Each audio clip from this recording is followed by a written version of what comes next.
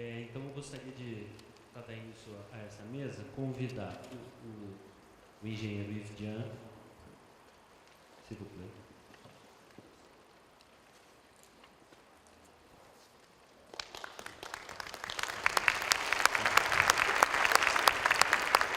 Gostaria de convidar também o professor Francisco Lima.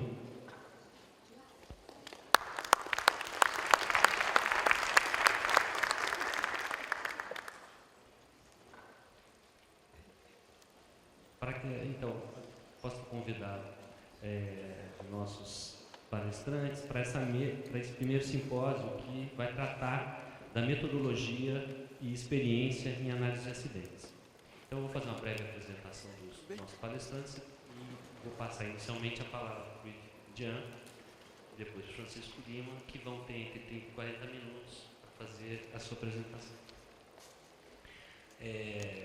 Como você sabe, meu trabalho é um trabalho difícil, porque a gente tem que controlar o incontrolável, que é o tempo dos palestrantes. Eu já me desculpo de antemão, ainda mais que eu conheço de longa data o meu amigo Francisco Lima, e ele, às vezes, é um pouco difícil de ser controlado. Bom, o engenheiro Yves Dian é engenheiro de formação, ele trabalha na Électricité de France, EDF, e faz parte de um serviço que estuda os fatores humanos e a prevenção. Ele tem longa experiência na análise de catástrofes industriais e faz parte de um grupo de pesquisa que chama CAOS. Depois, se for possível, ele explicar um pouco a sigla CAOS para todos nós. O professor Francisco Lima, ele é professor do Departamento de Engenharia de Produção da UFMG, ele é engenheiro mecânico e fez doutorado em ergonomia no CNAM da França, orientado pelo professor Alain Wisner. É nosso colega enquanto editor associado da Revista Brasileira de Saúde Ocupacional da Fundacentro e desenvolve pesquisa no âmbito da ergonomia de projetos, atualmente com uma grande ênfase na produção de petróleo nas plataformas, mas também tem interesse e estuda a questão da segurança industrial e do trabalho. Então, eu vou passar rapidamente a palavra para o engenheiro Yves Dian, que vai tratar do tema aspectos metodológicos da intervenção no quadro da análise organizacional de acidentes. Por favor. Bom dia. Malheureusement, je crois que ce sera le seul mot que je dirai en portugais. Je m'en excuse par avance. Voilà, oui, je m'appelle Yves Dian, je travaille à EDF. Et heureusement, ou malheureusement, moi je dirais heureusement, je ne suis pas ingénieur. Ma formation est de facteurs humains. Je viens des sciences humaines. Et c'est vrai que je travaille depuis 30 ans un peu sur la sécurité, en particulier la sécurité nucléaire. Je suis vraiment très très honoré de participer à ce séminaire. Je tiens à remercier les organisateurs pour leur invitation et je tiens aussi à m'excuser auprès des gens que j'ai rencontrés hier et avant-hier, car ce que je vais dire aujourd'hui, je l'ai déjà dit hier et avant-hier, donc ça va faire un peu redite pour eux et ils vont sûrement s'ennuyer. Le thème de ce séminaire, aussi loin que je l'ai compris, c'est sur la prévention des accidents du travail et les analyses des accidents du travail. Même en Europe, car je viens de la vieille Europe, c'est un thème qui est encore porteur, parce que nous y verrons, malgré quelques progrès, il y a encore beaucoup de travail à faire. Et de mon point de vue, si nous voulons prévenir les situations dangereuses, il faut les connaître. Et pour connaître les situations dangereuses, il faut savoir les analyser. C'est pour ça que je vais vous parler de quelques aspects méthodologiques, de ce qu'on pourrait être une approche, une analyse organisationnelle des accidents.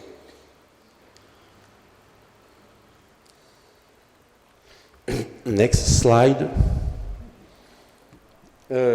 Voilà. Les transparences sont en anglais car on a été mis au courant assez récemment qu'il y aurait des traducteurs en français. Donc c'est pour ça qu'on avait préparé nos présentations en anglais. Donc, quelle est la problématique de cette question telle qu'on peut le voir? L'opinion publique, alors Malheureusement, je vais faire des affirmations qui sont sûrement très vraies en Europe, peut-être moins vraies au Brésil. Le Brésil est une situation que je ne connais pas et je vous présente mes excuses pour ça. Mais en Europe, il y a de très forts mouvements du public pour assurer plus de sûreté, que ce soit de la sécurité au travail ou de la sécurité industrielle. Le mot d'ordre du public, c'est « dehors les accidents, plus jamais des accidents ». Alors, c'est un peu vrai que dans de nombreux pays, depuis une dizaine d'années, le nombre des accidents semble, je dis bien semble, se réduire. Donc là, il y a quelques données graphiques.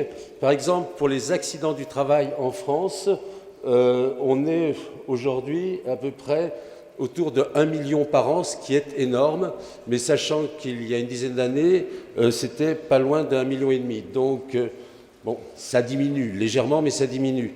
En Europe, par an, il y a à peu près 7 millions d'accidents du travail.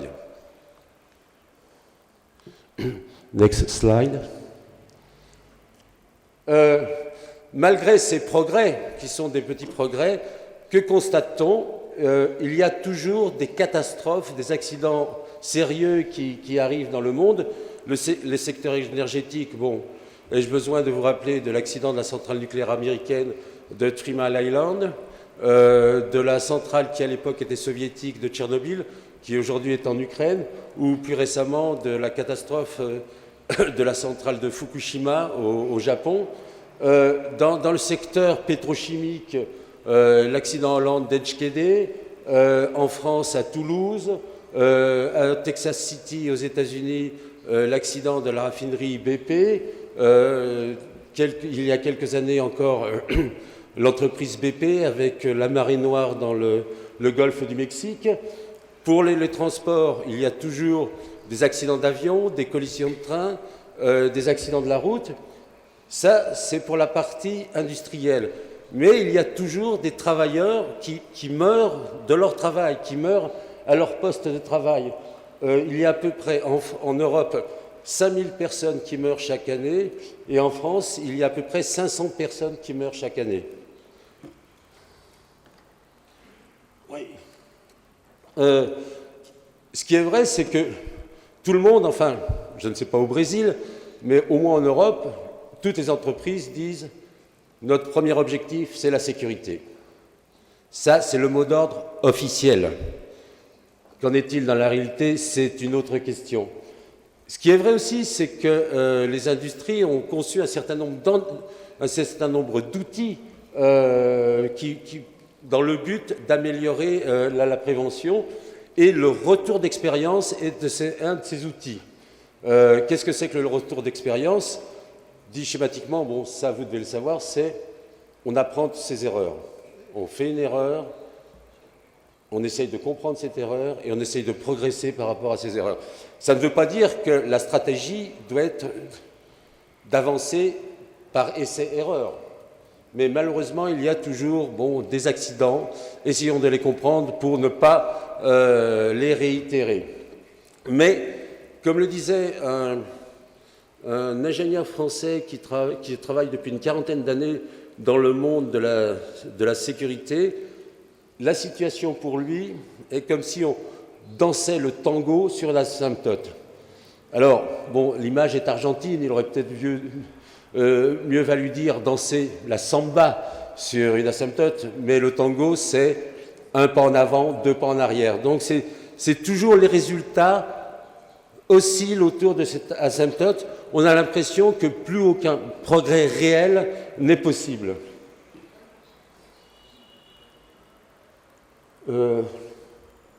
Donc, est-ce que ça ne veut pas dire que ces systèmes de retour d'expérience font preuve de quelques faiblesses? De mon point de vue, les faiblesses les plus évidentes de ces systèmes de retour d'expérience sont que, dans un premier temps, l'analyse des événements sont vraiment centrées sur les causes directes qui ont abouti à cet événement. On est vraiment focalisé sur pourquoi ça s'est passé, mais immédiatement, ici et maintenant. En plus, l'analyse de ces événements prennent en compte majoritairement, uniquement, la cause technique et la fameuse erreur humaine, qui est, je dirais, une plaie pour nos réflexions. La question qu'on peut se poser, est-ce qu'on peut se satisfaire de ces faiblesses? Est-ce que la prévention ne doit pas trouver de nouveaux chemins, ne doit pas changer un peu de paradigme, ne doit pas penser le monde autrement? La question, c'est qu'est-ce qu'on doit réinterroger? Est-ce qu'on doit interroger l'analyse d'événements lui-même ou la méthodologie? Dit en d'autres termes, est-ce que c'est le retour d'expérience qu'il faut mettre en cause ou les méthodes d'analyse utilisées dans le cadre de ce retour d'expérience? Nous sommes un certain nombre dans le cadre du groupe KO, j'en parlerai ultérieurement si j'ai le temps, à penser que c'est sur les méthodes d'analyse des événements qu'il faut progresser. Alors, là, cette phrase est un peu longue, mais vraiment, je la trouve extraordinaire. Dans beaucoup de présentations, je remets toujours cette phrase. Elle est issue d'un rapport fait par la commission d'enquête suite à la perte de la navette spatiale Columbia en 2003. Et cette commission d'enquête, c'est la Columbia Accident Investigation Board. Et dans son rapport, voilà ce qu'elle dit. Elle nous explique que beaucoup d'analyses d'accidents ne vont pas assez loin. Ne vont pas assez loin. Elles identifient la cause technique et l'associent à une variante de l'erreur humaine. Voilà ce que font généralement les méthodes d'analyse classiques. Alors, ce que rajoute le CAIB, rajoute des choses qui, de mon point de vue, sont très importantes. Vous pouvez ne pas partager ce point de vue. Ils nous disent que quand la détermination des chaînes causales sont limitées aux défauts techniques et à l'erreur humaine, alors les actions de prévention prises sont limitées. En gros, si votre analyse est faible, les mesures de prévention que vous allez définir et mettre en œuvre seront faibles. C'est relativement logique.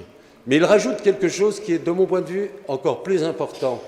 C'est que mettre en œuvre ces mesures correctives entraîne une autre erreur, croire que le problème est résolu. En réalité, vous avez une situation, vous l'avez mal analysée, vous mettez en place des mesures correctives qui ne seront pas adaptées à la réalité et vous penserez que tout est sous contrôle. Je ne sais pas. Ça fait rien. Bon, il semblerait qu'il y ait un des transparents qui fasse grève, donc ça ne fait rien. Ce papier est très orienté sur la sécurité industrielle. Bon, EDF est une grosse entreprise industrielle en France. Et bon, moi, depuis un peu plus de 30 ans, je travaille dans la sécurité industrielle. Je sais que le titre de ce séminaire, ce qui vous intéresse, c'est la sécurité du travail. Donc, c'est vrai que... Merci, obrigado. C'est vrai que sécurité industrielle et sécurité du travail sont deux mondes un peu différents. C'est-à-dire que, si j'ai bien compris ce qu'est la sécurité du travail, on s'intéresse à des événements qui ont des effets sur un travailleur unique, je dirais. En règle générale, on est là. Alors, quand on dit travailleur unique, on ne parle pas des maladies professionnelles qui, elles, impactent de nombreux travailleurs. Alors, les indicateurs qui sont beaucoup utilisés, au moins en Europe, pour voir quel est le niveau de sécurité au travail, sont par exemple les taux de fréquence, les taux de sévérité, le nombre de jours d'arrêt, ainsi de suite. En ce qui concerne la sécurité industrielle, ce qui intéresse la sécurité industrielle, c'est la prévention des événements majeurs qui ont des dégagements d'énergie ou des pertes potentielles de production qui peuvent entraîner des morts ou des blessures, que ce soit dans l'installation ou à l'extérieur, sur le public. Donc, les indicateurs qui sont classiquement pris en Europe pour essayer d'évaluer le niveau de sûreté d'une installation sont le nombre d'inspections préventives que l'on fait, le nombre d'événements non prévus aboutissant à une perte de production, et ainsi de suite.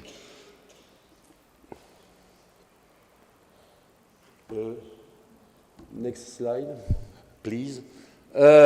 Donc, on voit bien qu'il y a des différences. Mais est-ce qu'à cause de ces différences, les méthodes d'analyse doivent être totalement différentes? On pense que non, parce que nous faisons l'hypothèse, et cette hypothèse, on peut l'argumenter, que quelle que soit la nature de l'événement, que ce soit un accident du travail ou un accident industriel, il a des causes profondes, je ne parle pas des causes directes et immédiates, il a des causes profondes de nature organisationnelle. Ce qui veut dire, si on suit cette logique, que les solutions de prévention sont d'ordre organisationnel. Ça veut dire que les méthodes que l'on peut employer pour analyser des accidents du travail comme pour analyser des accidents de sécurité peuvent avoir les mêmes caractéristiques. Elles ne seront sûrement pas identiques, en ce sens qu'effectivement, une enquête après un accident industriel mobilise beaucoup de personnes, mobilise beaucoup de moyens. Pour un accident du travail, peut-être il y a une nécessité moindre de mobiliser autant de ressources, mais les grandes caractéristiques peuvent être identiques.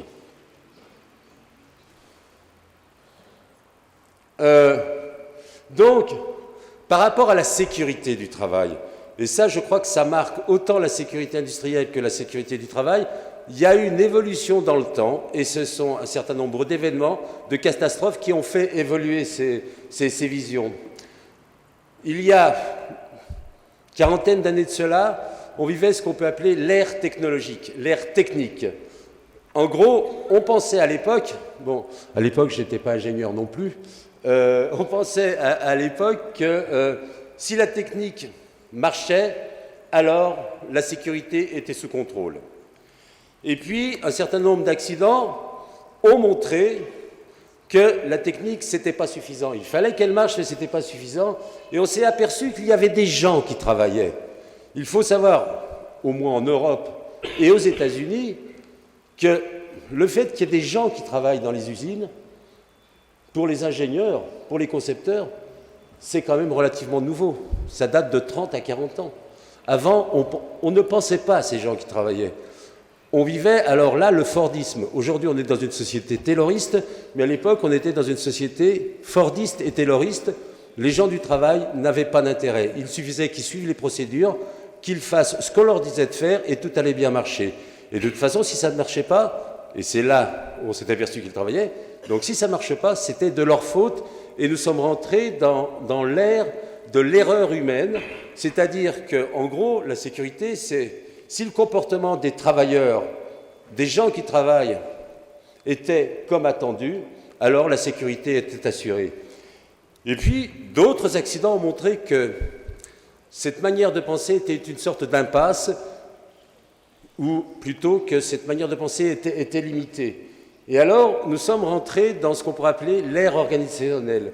C'est-à-dire qu'aujourd'hui, on a tendance à penser que si l'organisation du système, quel que soit ce système, est plutôt bonne, alors la sécurité a de grandes chances d'être assurée. Il faut faire attention, ces trois visions ne sont pas exclusives l'une de l'autre. En gros, chacune porte une part de la vision globale. C'est-à-dire que ce que l'on pourrait préconiser, si ça manque un peu d'ambition de préconiser, d'humilité, de proposer quelque chose, c'est d'avoir une approche un peu plus holistique. C'est-à-dire que les trois approches, les trois visions font sens. Quel que soit votre système, si la technique n'est pas bonne, la sécurité ne sera de toute façon pas assurée. Donc il faut s'intéresser à la technique. Quel que soit votre système, si les gens qui travaillent sont mal formés, si le climat social est mauvais, si ça ne marchera sûrement pas, donc la sécurité a de grandes chances de ne pas être assurée. Et si l'organisation globale dysfonctionne, là aussi, comment dirais-je, la sécurité a de grandes chances de ne pas être assurée. Donc l'idée est quand même de prendre en charge ces trois niveaux.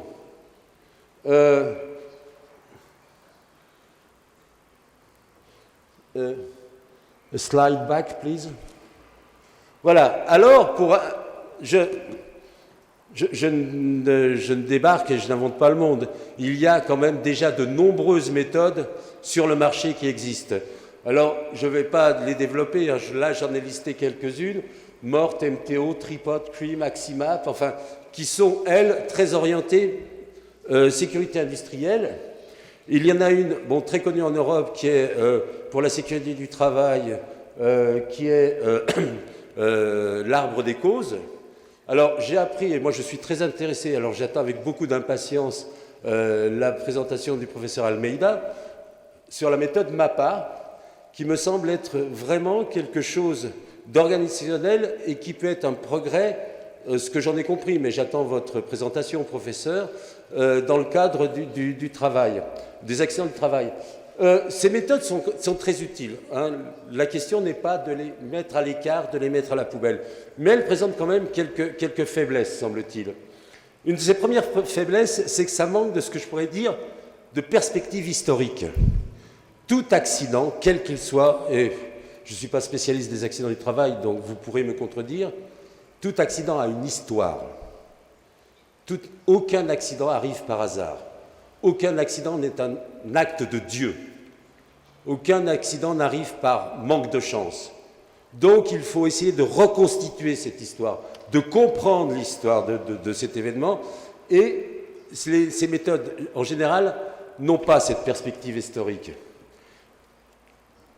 Une autre des faiblesses, de mon point de vue, enfin, bon, nous sommes un certain nombre au sein du groupe de KO à partager cette idée, une autre des faiblesses de ces méthodes, c'est qu'elles sont principalement déterministes. C'est-à-dire que toute cause entraîne directement une conséquence, ou plusieurs conséquences, et si vous avez une conséquence, alors directement, en remontant, vous pouvez trouver une ou plusieurs causes. Les phénomènes un peu plus diffus, les phénomènes qui ont de la latence ne sont pas pris en compte par ce type de méthode. Alors, sauf pour les méthodes comme Aximap, STIMP ou SOL, les phénomènes interorganisationnels, ce qui se passe entre les organisations, entre les entités organisationnelles, sont assez faiblement pris en compte. Et alors surtout, de mon point de vue, c'est ça la critique majeure que je ferai, c'est ce que j'appelle une approche d'experts. C'est-à-dire que ce sont les intervenants, vous, nous, qui savons. Les gens qui travaillent sont relativement absents de toutes ces analyses. C'est-à-dire que leur parole n'est pas prise en compte. Et je sais enfin que ici en portugais a été traduit un livre de Michel Liori sur les accidents industriels. Et le sous-titre, alors, je ne sais pas quel est le sous-titre en portugais, c'est « Opérateur privé de parole ». Opérateur privé de parole. Ce qui veut dire que ces approches sont basées sur une expertise externe. C'est ce que j'appelle, moi, la vision surplombante du monde. Alors que la réalité, comprendre la situation, demande à s'immerger dans ce monde. Voilà, donc c'est les méthodes. Ce qu'il faut savoir dans l'industrie, le monde n'est pas aussi noir que ça. Un certain nombre, malheureusement, de catastrophes ont heureusement donné naissance à des enquêtes d'accidents exemplaires. Et j'en listerai 3. Et même si vous vous intéressez aux accidents du travail, pour votre activité quotidienne, lire ces enquêtes d'accidents peuvent permettre de penser autrement et de progresser. La première était une enquête publique menée par Lord Cullen en Angleterre suite à la catastrophe, à une collision frontale entre 2 trains en 1999 qui a fait 31 morts et plus de 400 blessés. Le deuxième a été l'enquête faite par le CAIB, j'en ai parlé dernièrement, suite à la catastrophe, à la perte de la navette spatiale Columbia, qui a fait 7 morts, plus 2 enquêteurs qui sont morts suite aussi, également en faisant l'enquête. Et puis, dernièrement, il y a l'enquête faite par le CSB, l'entité américaine de l'analyse, le bureau d'analyse américain de la chimie et de la pétrochimie, suite à l'accident qui a eu lieu en 2005 dans la raffinerie BP à Texas City et qui a fait 15 morts et plus de 180 blessés. Sigmund Freud disait que les rêves sont la route royale pour accéder à l'inconscient. On a volé à Sigmund Freud sa formule pour dire que les accidents sont la voie royale pour arriver à connaître le fonctionnement et le dysfonctionnement des organisations. Donc, avec cette connaissance des accidents, on peut aboutir à proposer quelques caractéristiques de ce que pourrait être une méthode d'analyse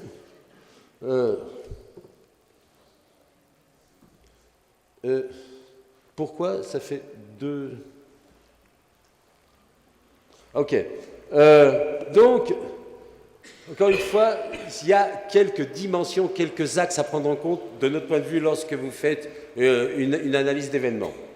Le premier exemple, c'est, je parlais de perspective historique, c'est ce qu'on appelle, nous, la dimension historique, remonter dans le temps le plus loin possible. Essayer de voir si cet événement était annoncé ou pas.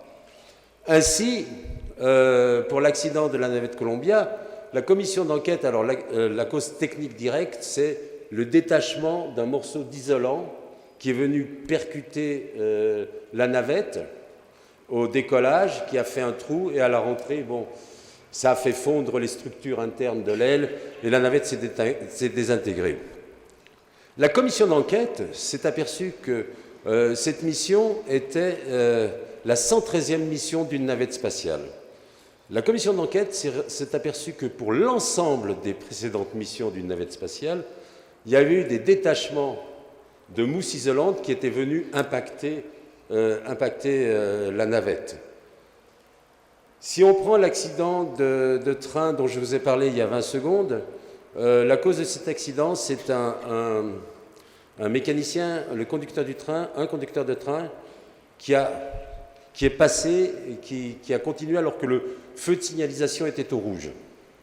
Et donc, ça a amené son train sur une autre voie, sur laquelle circulait déjà un autre train, et ça a été cette collision frontale.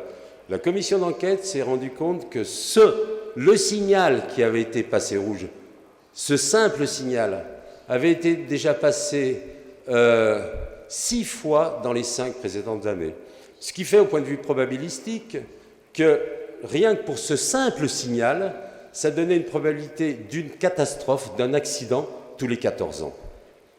Donc, ces deux exemples disent qu'effectivement, ce type d'accident est annoncé. Alors, annoncé, ce n'est pas comme un bulletin météorologique.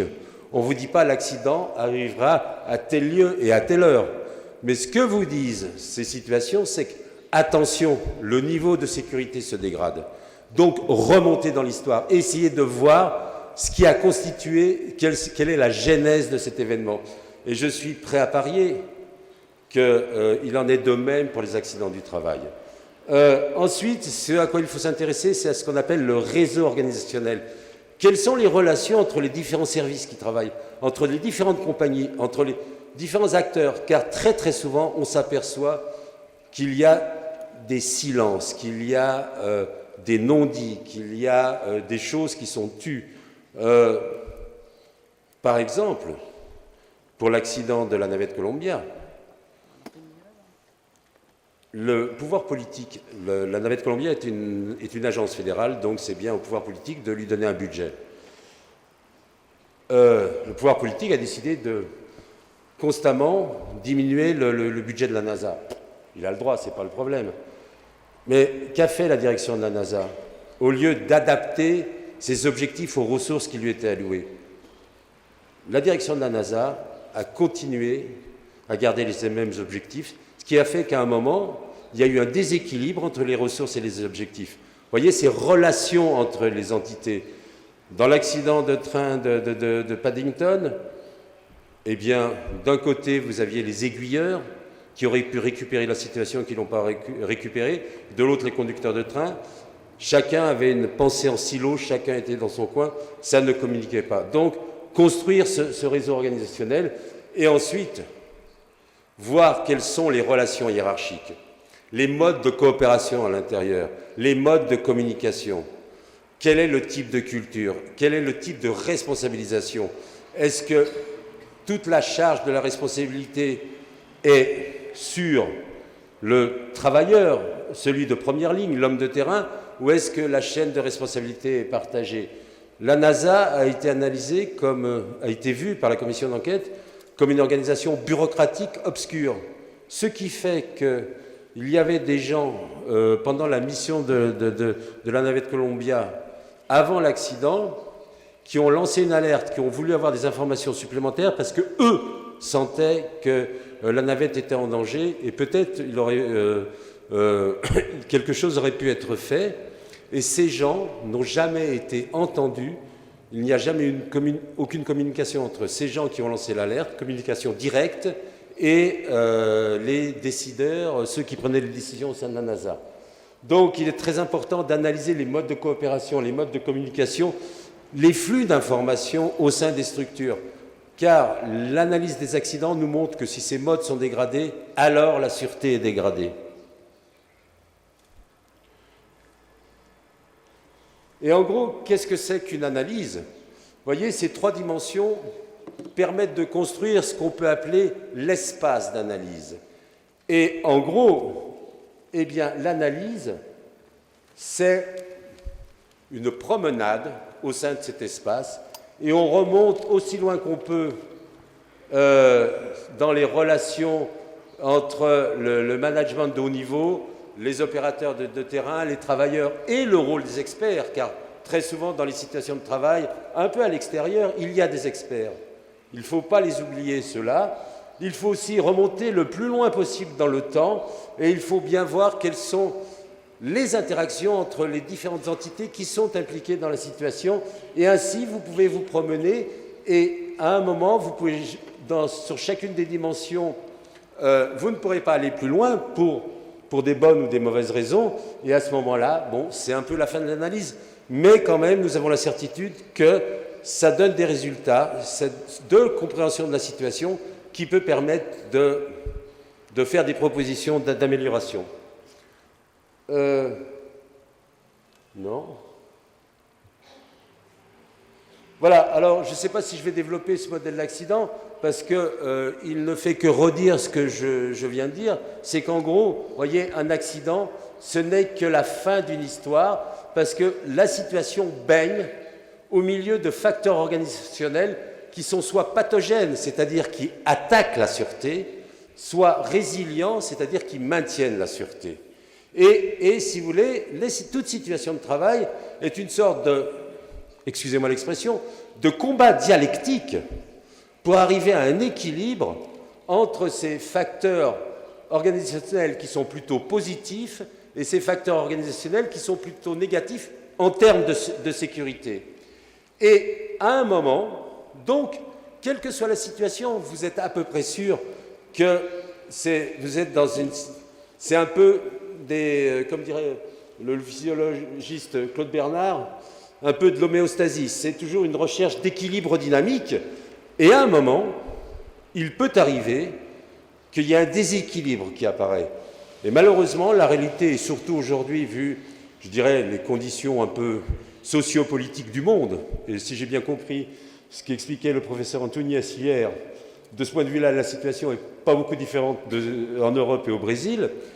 Malheureusement, le déséquilibre aujourd'hui sera toujours en faveur des facteurs pathogènes, ceux qui vont agresser la sécurité, ceux qui vont dégrader la sécurité, et à ce moment-là, peut arriver cet événement, mais on voit bien que cet événement n'arrive jamais par hasard, sachant que les analyses d'accidents ont montré que très souvent, dans 95% des cas, il y avait des petits signes qui étaient apparus auparavant, qui étaient des signes, comment dirais-je, qui étaient des signes des symptômes de la dégradation de la sécurité et qui n'avaient été pas pris en compte ou qui n'avaient pas été compris comme étant des symptômes de dégradation de la sécurité.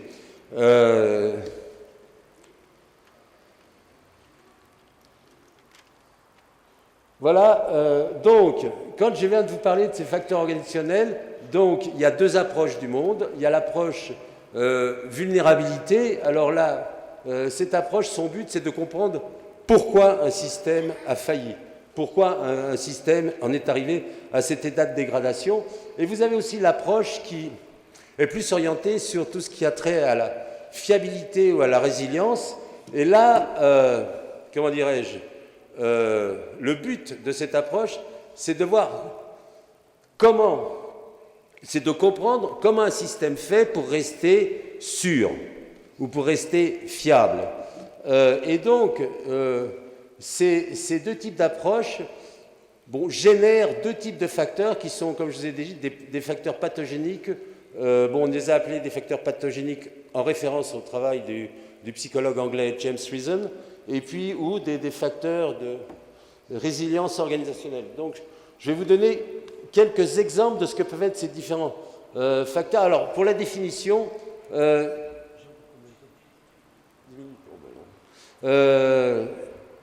ferai moins. Donc,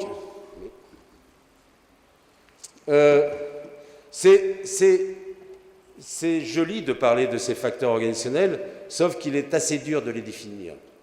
Qu'est-ce que c'est? Comment les voir? Comment les détecter? Comment les nommer? C'est assez dur parce que l'idée est que ces facteurs n'appartiennent pas au monde déterministe. Ce n'est pas forcément une cause qui amène directement une conséquence.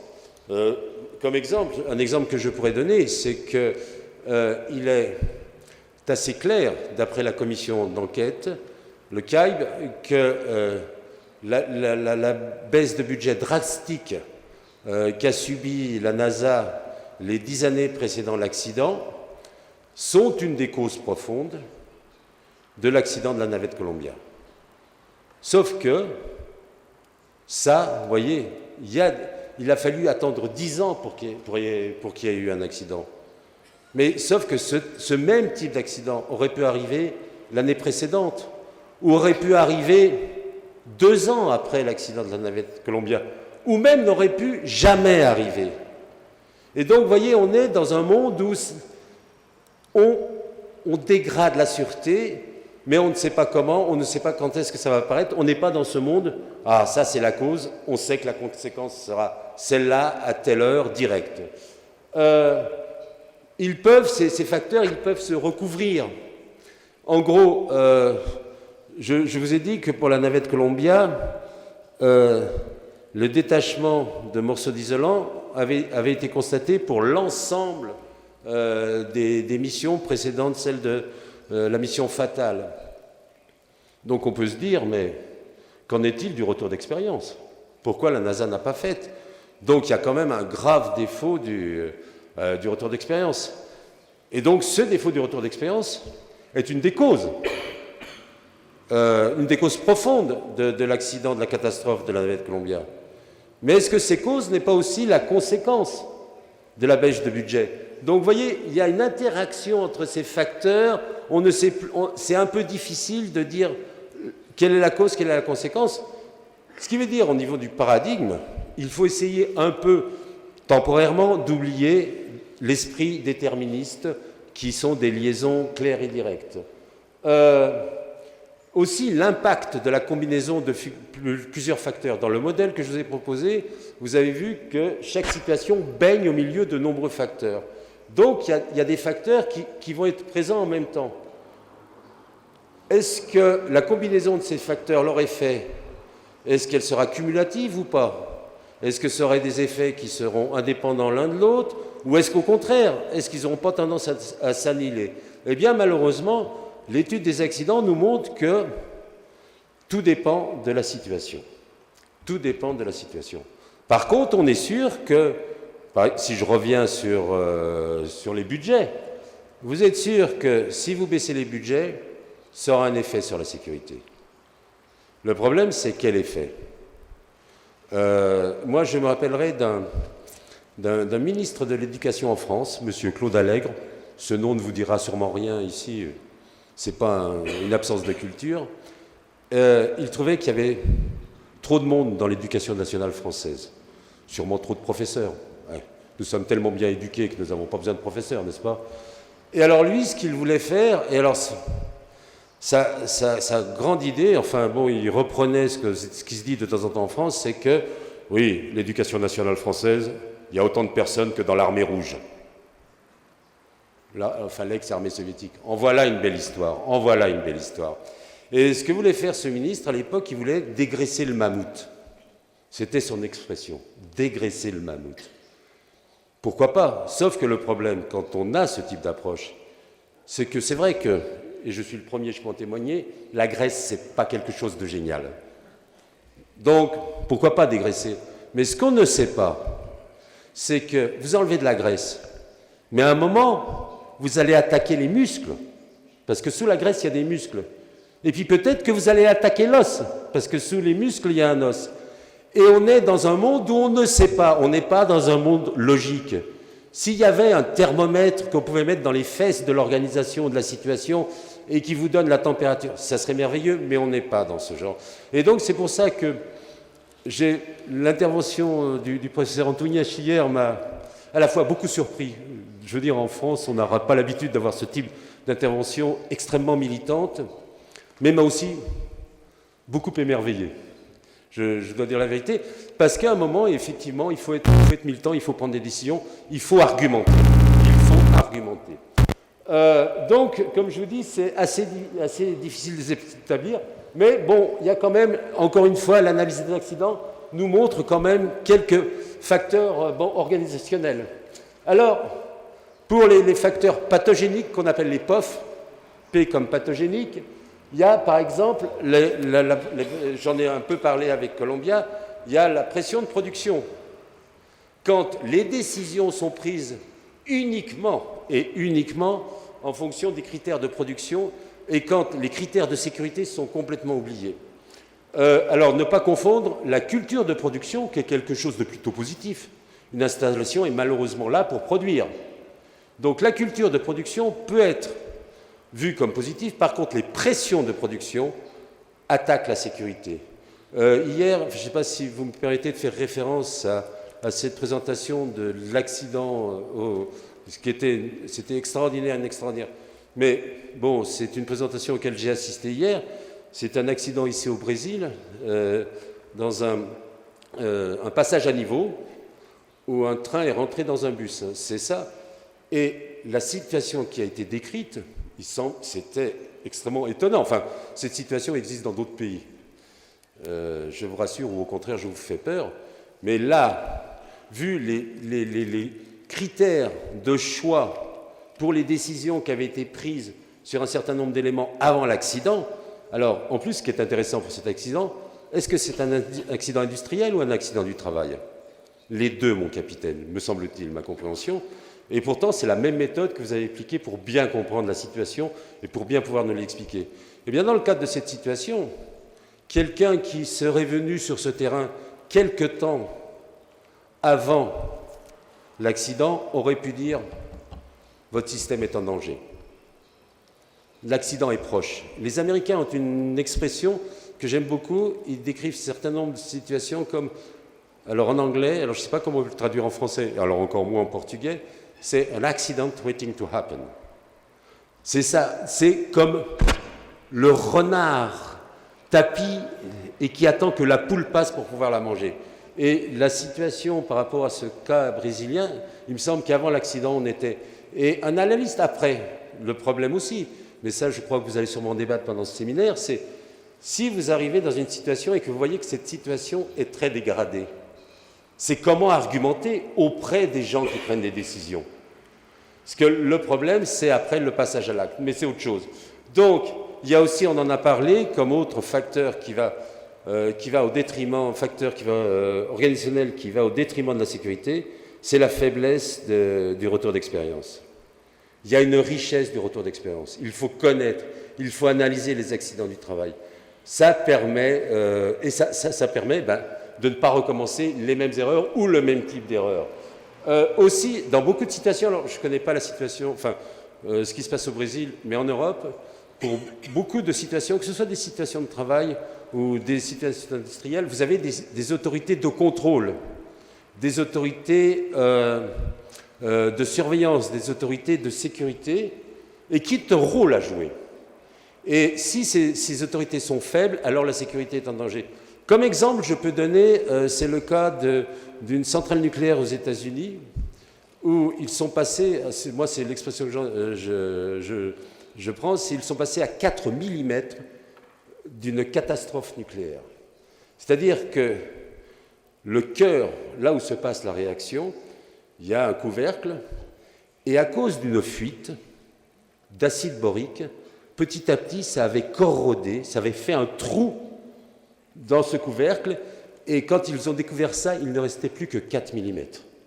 C'est-à-dire que la situation continuait, 2 mois après, 2 jours, 2 heures, c'était une catastrophe, parce que l'endroit où il y avait ce trou faisait que la situation était, je dirais, difficilement gérable. Et on s'aperçoit que cette fuite d'acide borique était une situation relativement connue dans le nucléaire. EDF, l'entreprise dans laquelle je travaille, a eu cette même situation 15 ans auparavant. Ils avaient pris les mesures correctives nécessaires et ils avaient partagé l'expérience avec l'ensemble du monde du nucléaire. La NRC, qui est l'autorité de contrôle de sûreté nucléaire aux États-Unis, la Nuclear Regulatory Commission, a demandé à l'ensemble des centrales nucléaires de faire des inspections pour voir ce qu'il en était par rapport à ça. Toutes les centrales nucléaires ont fait ces inspections, sauf une. Enfin, je fais l'histoire simple, hein. Sauf une, la centrale de Davis-Bessey. Et la centrale de Davis-Bessey a dit « Oh, ben nous, il y a un arrêt de la centrale pour rechargement qui a lieu en mars. On va donc attendre mars pour faire ces inspections. » La NRC a dit « Pas d'accord. Si vous ne faites pas cette inspection, on donne l'ordre d'arrêt de cette centrale pour le 31 décembre. » La NRC a écrit cet ordre d'arrêt, mais n'a pas été signé. Et il y a eu des réunions entre l'exploitant, entre la centrale et la NRC. Et finalement, alors l'exploitant a dit « Mais vous inquiétez pas, on va mettre des gens qui vont regarder. » On ne sait pas comment ils pouvaient regarder, puisque c'était à l'intérieur du bâtiment réacteur. Donc, proposer quelques mesures de prévention. Il y a eu donc ces discussions. La NRC a accepté ces mesures de prévention, a levé l'ordre d'arrêt, et en contrepartie, ce qu'a fait l'exploitant, il a avancé l'arrêt de sa tranche pour ces périodes de maintenance d'1 mois et demi. Ce qui veut dire, moi je ne sais pas ce qui s'est passé dans la discussion, mais on a l'impression que la NRC était là, l'exploitant était là, ils sont arrivés à un accord juste au milieu. Ce qui veut dire que dans ce cas-là, les autorités de sûreté ont négocié avec l'exploitant. Et je pense que le rôle des autorités de contrôle, ce n'est pas de négocier. C'est de dire à des moments où la situation est en danger, où la situation grave d'un point de vue arrêtez de déconner, et là, il faut agir. Donc, facteur organisationnel pathogène, la faiblesse des autorités de sûreté. Un autre qui est un peu plus, je dirais, un peu plus exotique, c'est l'absence d'interrogation des hypothèses de conception. Quand vous concevez une situation de travail, quand vous concevez une installation, une usine, n'importe quoi, vous faites des hypothèses de dimensionnement sur ce que seront les flux, de ce que seront les demandes. Vous construisez votre système ou vous mettez en place votre situation de travail en fonction de ces hypothèses. Et la vie va continuer. Et au bout d'un certain temps, le monde aura tellement changé que vos hypothèses de conception deviendront non seulement obsolètes, mais fausses. Et ça peut arriver à une catastrophe. Et il y a un exemple que je donne, que j'ai déjà donné hier, c'est l'exemple de la catastrophe du tunnel de Mont-Blanc entre l'Italie et la France. Sous le tunnel, il y a eu un feu, 31 morts, une énorme catastrophe. Ça a été un choc social énorme, et en Italie et en France. Et en gros, on s'aperçoit que quand ce tunnel a été construit, ils ont fait des hypothèses de trafic routier. Et puis, 30 ans après, eh bien, le trafic routier avait explosé. par rapport à ces hypothèses avait été multiplié d'une valeur d'à peu près 10. C'est-à-dire qu'il y avait 10 fois plus de voitures et de camions que ce que le tunnel pouvait absorber. En termes de mesures de sécurité, au début, la distance prévue entre chaque voiture était de 50 mètres, la distance minimum sous ce tunnel, entre chaque véhicule, pas entre chaque voiture, 50 mètres. Ce qu'ont fait les responsables français et italiens du tunnel pour absorber cette augmentation de trafic, c'est simple. Ils ont réduit les distances de sécurité entre les véhicules. Et ce qui, comme disait ma grand-mère, ce qui devait arriver, arriva. Mais on peut définir, on peut réfléchir à d'autres facteurs organisationnels pathogènes. Ces facteurs, le monde n'est pas que noir, il peut être, n'est pas que sombre, n'est pas que triste, il peut être un peu plus gai. Et donc il y a aussi un certain nombre de facteurs qui montrent que l'organisation sur laquelle vous travaillez, l'organisation qui vous intéresse, peut être résilience. Un de ces facteurs, c'est si l'organisation est plus préoccupée, a plus de soucis de ses échecs que de ses succès. Si vous êtes dans une organisation où ils vous disent « on est les meilleurs », il n'y a jamais eu aucun problème, ça ne sent pas bon en termes de sécurité. Par contre, il y a des organisations qui vont se dire, non pas on a tout fait bien, mais qu'est-ce qu'on n'a pas bien fait. Vous voyez, c'est cette culture. Et en fonction de cette culture, vous pouvez dire, la sécurité est plus ou moins bien gérée, bien maîtrisée dans cette situation. Il y a aussi une caractéristique qui est extrêmement simple, et ça malheureusement, c'est la réticence à simplifier les interprétations. Et justement, alors là, et c'est pour ça que je ne suis pas ingénieur, le monde des ingénieurs, alors au moins, en Europe, peut-être pas ici, a tendance à simplifier, a tendance à travailler sur des modèles, et uniquement sur des modèles. Or, qu'est-ce que c'est qu'un modèle? Si ce n'est un appauvrissement de la réalité. Et alors, je ne suis pas contre les modèles, mais si vous voulez, il y a de nombreuses organisations qui mettent de côté un certain nombre d'informations comme étant non pertinentes ou non importantes. Et après coup, on s'aperçoit que ces informations qui ont été mises de côté étaient en termes de sécurité très très importantes. Alors il y a aussi toujours être sensible à l'opération, au terrain. Le terrain. Si vous voulez, on vit toujours ce que je disais tout à l'heure, dans ce qu'on appelle dans un monde taylorien. Parce qu'une des bases de ce monde taylorien, c'est cette coupure nette entre ceux qui décident et ceux qui agissent. C'est-à-dire que très souvent, ceux qui décident ne connaissent même pas le terrain, ne savent pas ce qu'est le terrain. Alors, pardon, là je parle encore pour l'Europe, je ne sais pas pour le Brésil. Vraiment, il y a des gens qui prennent des décisions d'opération, ils ne savent même pas. Il y a, je ne voudrais pas dire des choses méchantes, mais à une époque, en France, les grands patrons d'industrie venaient de cette industrie, connaissaient le terrain, savaient ce que c'était. Aujourd'hui, c'est une sorte de domino. Hier, je travaillais dans une usine de yaourt, je dirigeais une usine de yaourt. Eh bien, aujourd'hui, je suis dirigeant d'une usine qui produit l'électricité. C'est exactement le même processus, les yaourts et l'électricité, tout le monde le sait. Et malheureusement, des fois, dans l'entreprise qui doit produire l'électricité, je prends des décisions qui seront sûrement pertinentes pour les yaourts, mais un peu moins pour les électrons. Donc, cette sensibilité, cette orientation vers la production, vers le réel, vers le terrain. Et puis, il y a aussi toujours le respect de l'expertise, par opposition au respect de la hiérarchie. La décision doit être prise par celui... Nos excuses pour cette interruption technique. Retour du son et de l'image. Oui, donc, ces fâches cachées des organisations, tous ces phénomènes de censure et pire, les autocensures, l'autocensure, les choses que l'on n'ose pas dire.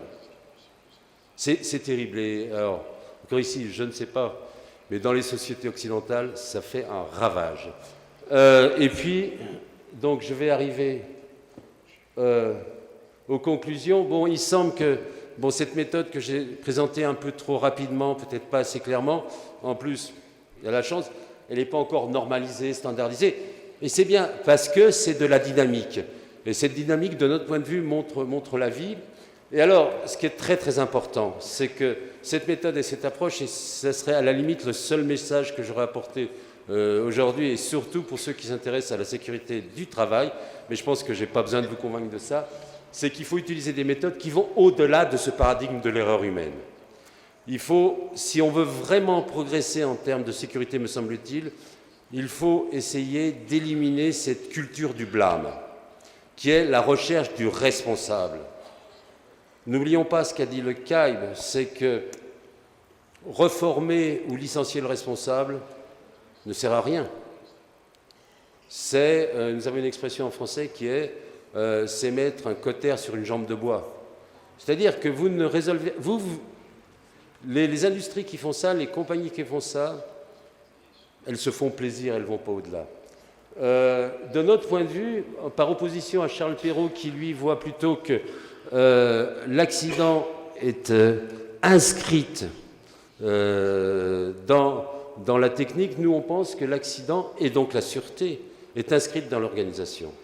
Il faut essayer de rendre ces organisations un peu plus fluides, de rendre les décisions un peu plus claires, les débats un peu plus ouverts, parce que nous pensons aussi que la sécurité est matière de débat ouvert, sans aucune censure, mais aussi ce qui est très important, c'est que l'acceptation de ce type de méthode dépend beaucoup de la capacité de réflexibilité des decision makers, comme on dit ça en français, de ceux qui prennent les décisions. En réalité, quand on fouille sur les accidents, que ce soit les accidents du travail ou les accidents industriels, à un moment ou à un autre, on voit qu'il y a des décisions qui ont été prises par des personnes qui ont entraîné, pas directement, mais qui ont en effet entraînant la catastrophe. Et quand vous mettez ça sur la table, il faut que la personne qui reste, qui est toujours celle qui prend la décision, puisse être capable de dire, avoir cette réflexivité, dire « oui, d'accord, là peut-être qu'on n'a pas bien fait ». Alors que pour les gens qui prennent les décisions, c'est quand même plus simple de dire « c'est l'opérateur de première ligne qui a mal fait ». Voilà, c'est par ces petits mots que je conclus cette présentation trop longue. Et je vous remercie beaucoup pour cette attention et encore merci pour votre invitation. J'espère que vous n'êtes pas trop ennuyés. Gostaria então de agradecer a Evdian por sua apresentação, que vai provocar certamente muitas reflexões e vai abrir certamente novas perspectivas.